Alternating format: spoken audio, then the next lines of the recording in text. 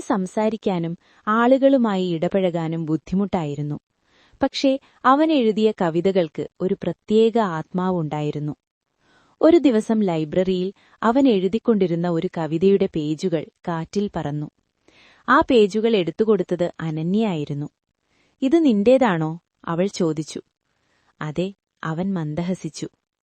അവൾ പേജുകൾ വായിച്ചു. "ഇത്ര മനോഹരമായി ആരെങ്കിലും എഴുതുമോ?"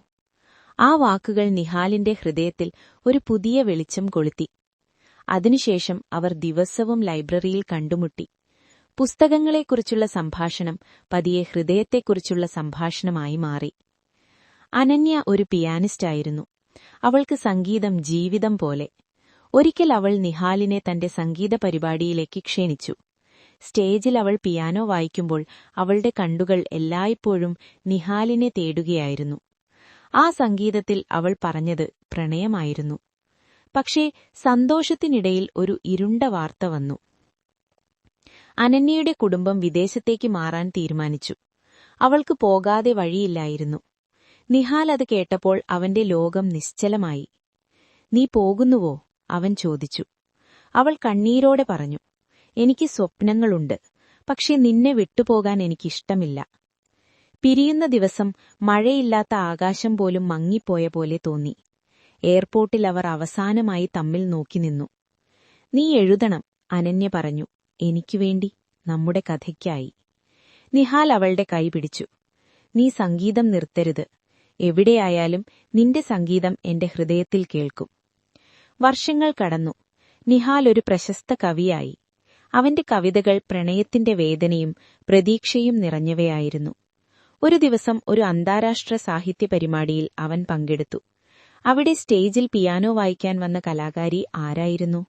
അനന്യ. സംഗീതം ആരംഭിച്ചു. ആ സ്വരങ്ങളിൽ വർഷങ്ങളായുള്ള അകലം, കണ്ണീർ, പ്രതീക്ഷ എല്ലാം ഒളിഞ്ഞിരുന്നു. പരിപാടിക്ക് ശേഷം അവർ തമ്മിൽ വീണ്ടും കണ്ടു. "നീ തിരികെ എത്തിയോ?" നിഹാൽ ചോദിച്ചു. അവൾ ചിരിച്ചു. "ഞാൻ ഒരിക്കലും പോയിട്ടില്ല. എന്റെ മനസ്സിവിടെ തന്നെയായിരുന്നു." ആ രാത്രി അവർ കടൽ തീരത്തിരുന്നു. തിരകൾ തീരത്തെത്തുമ്പോൾ അനന്യ മൃദുവായി പറഞ്ഞു, "നീയില്ലാത്ത ഒരു നിമിഷം പോലും ഞാൻ പൂർണ്ണമായിരുന്നില്ല." നിഹാൽ മറുപടി നൽകി, "നീ തന്നെയാണ് എന്റെ ഓരോ വരിയും, എന്റെ ഓരോ ശ്വാസവും." കടൽ തിരകൾ വീണ്ടും വീണ്ടും തീരത്തെ തേടുന്നതുപോലെ അവർ ഒരുമിച്ച് വീണ്ടും ജീവിതത്തെ തേടി.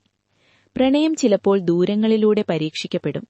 പക്ഷേ ഹൃദയങ്ങൾ സത്യമായാൽ വഴികൾ വീണ്ടും കൂട്ടിക്കൊണ്ടുവരും. അവസാനം, എന്നാൽ അവരുടെ പ്രണയം ഇനി ഒരിക്കലും വേർപിരിയില്ല. ഹൃദയം. അവസാന ബസ് മിസ്സായ രാത്രി.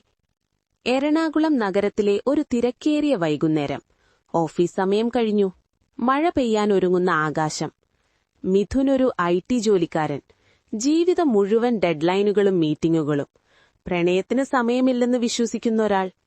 ആ രാത്രി അവൻ അവസാന ബസ് പിടിക്കാൻ ഓടിക്കൊണ്ടിരുന്നു. പക്ഷേ ബസ് അവന്റെ കണ്ണിന് മുമ്പിൽ പോയി.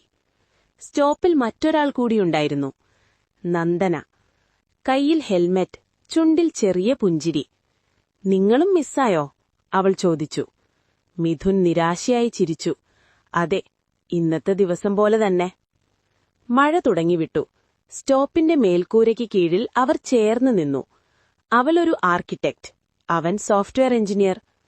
"ജീവിതം എല്ലായ്പ്പോഴും പ്ലാൻ ചെയ്ത പോലെ പോകില്ല," നന്ദന പറഞ്ഞു. "ചിലപ്പോൾ മിസ്സായ ബസ്സാണ് ശരിയായ വഴി." മിഥുൻ ആദ്യമായി ആ രാത്രി തന്റെ ജോലി സമ്മർദ്ദം, ഏകാന്തത, മനസ്സിലെ ശൂന്യത എല്ലാം തുറന്നു പറഞ്ഞു. മഴ ശക്തമായി. ഓട്ടോറിക്ഷകൾ ഒന്നും നിർത്തുന്നില്ല. "നമ്മൾ നടക്കാമോ?" നന്ദന ചോദിച്ചു. "മെറൈൻ ഡ്രൈവ് വരെ. അവിടെ നിന്ന് എളുപ്പം ക്യാബ് കിട്ടും." അവർ നടന്നു. കടലിന്റെ കാറ്റ്, മഴത്തുള്ളികൾ, നഗരം മിന്നുന്ന ലൈറ്റുകളിൽ തിളങ്ങി. മിഥുൻ ചോദിച്ചു, "നിനക്ക് ഭയം തോന്നുന്നില്ലേ ഒരാൾക്കൊപ്പം ഇങ്ങനെ നടക്കുന്നത്?" നന്ദന ചിരിച്ചു. "ഒരാൾ അന്യനായി തുടരാൻ ആഗ്രഹിക്കുന്നില്ലെങ്കിൽ ഭയമെന്തിന്?" ആ രാത്രി അവർ മണിക്കൂറുകൾ സംസാരിച്ചു. ജീവിതം, പരാജയം, വിജയത്തിന്റെ വില, ഒറ്റപ്പെടലിന്റെ വേദന. മിഥുൻ മനസ്സിലാക്കി, താൻ പല വർഷങ്ങളായി ആരോടും ഇങ്ങനെ തുറന്നു സംസാരിച്ചിട്ടില്ല. അടുത്ത ദിവസങ്ങളിൽ അവർ വീണ്ടും കണ്ടുമുട്ടി. കാഫി ഷോപ്പുകൾ, ബുക്ക് സ്റ്റോറുകൾ, മഴയുള്ള സന്ധ്യകൾ. ഒരു ദിവസം മിഥുൻ പറഞ്ഞു, അന്ന് ബസ് മിസ്സായില്ലെങ്കിൽ നമ്മൾ കണ്ടുമുട്ടുമായിരുന്നില്ല. നന്ദന മൃദുവായി മറുപടി നൽകി. അപ്പോൾ നന്ദി പറയേണ്ടത് ആ ബസ്സിനാണ്. മാസങ്ങൾക്കുശേഷം അതേ സ്റ്റോപ്പിൽ അവർ നിന്നു. ഇപ്രാവശ്യം ബസ് എത്തി.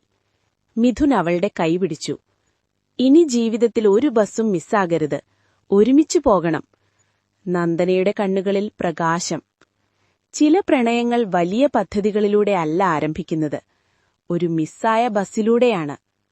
BUS bus.